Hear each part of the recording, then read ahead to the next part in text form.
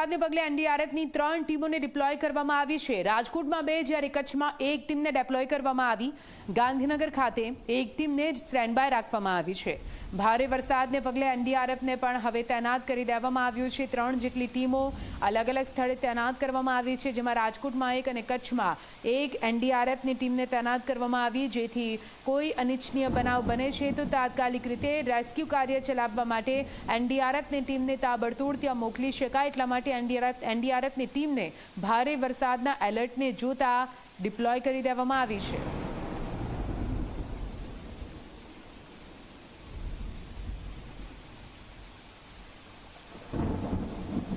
તો રાજ્યમાં ભારેથી અતિભારે વરસાદની સ્થિતિ અંગે મહત્વની બેઠક મળી રહી છે। આજે સાંજે 4 વાગે વેધર વોચ કમિટીની બેઠક મળશે। રાહત કમિશનર ઓપરેશન સેન્ટરમાં બેઠક યોજશે। હવામાન વિભાગ, માર્ગ મકાન વિભાગ, એનડીઆરએફ, એસડીઆરએફ સહિતના અધિકારીઓ હાજર રહેશે। રાજ્યમાં વરસાદની સ્થિતિ અને બચાવ કામગીરીની બાબતો પર સમીક્ષા કરવામાં આવશે।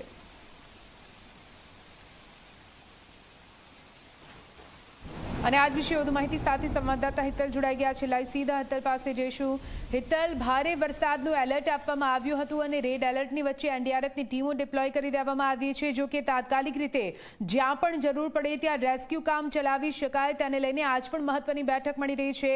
આ બેઠકમાં કોણ કોણ હાજર રહેવાનું છે અને શું કઈ ચર્ચા આ બેઠકમાં થઈ શકે? હિતલ।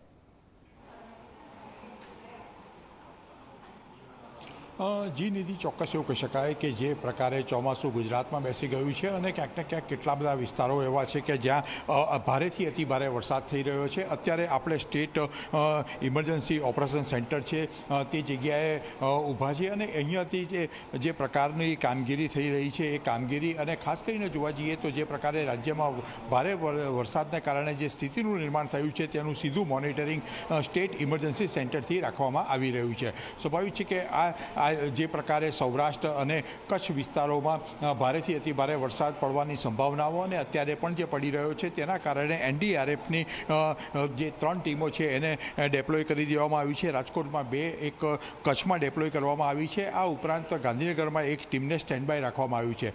એનડીઆરએફનું હેડક્વાર્ટર છે એ વડોદરા છે અને એટલે દક્ષિણ ગુજરાત કે આસપાસના વિસ્તારોમાં જ્યારે પણ ટીમને મૂવ કરવી હોય તો કરી શકાય। અને અત્યારે જે પરિસ્થિતિ છે ગુજરાતમાં ચોમાસાના કારણે જે રોડ રસ્તાથી માંડીને અન્ય જગ્યાએ જે ઊભી થઈ છે તેનું સીધું મોનિટરિંગ અહીંથી કરવામાં આવી રહ્યું છે।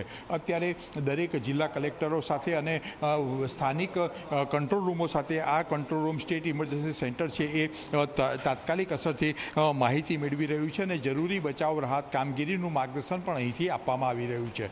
આજે બપોરે 4 વાગે વેધર વોચ કમિટીની બેઠક મળશે। રાહત કમિશનર સહિત તમામ વિભાગો, જે સંલગ્ન વિભાગો છે, મહેસૂલ છે, એનડીઆરએફ છે, એસડીઆરએફ છે, એ તમામ વિભાગોના વડાઓ પણ અહીંયા આ બેઠકમાં હાજરી આપશે। અને સીધી રીતે જોવા જઈએ તો અહીંયાથી જે 4 વાગે દરેક રાજ્યમાં જે પરિસ્થિતિ છે એની સમીક્ષા કરવામાં આવશે અને જ્યાં પણ બચાવ કામગીરીની તાત્કાલિક જરૂર હોય, બીજી એનડીઆરએફની ટીમોને ડેપ્લોય કરવાની હોય, એ તમામ વસ્તુઓની જાણકારી આપીને સીધો આદેશ અહીંથી કરવામાં આવશે। એટલે ક્યાંય પણ અત્યારે વરસાદની જે માહોલ સર્જાયો છે તેમાં કોઈ પણ અસાધારણ પરિસ્થિતિ થાય તો તેને પહોંચી વળવા માટેની સંપૂર્ણ સજ્જ તંત્ર છે।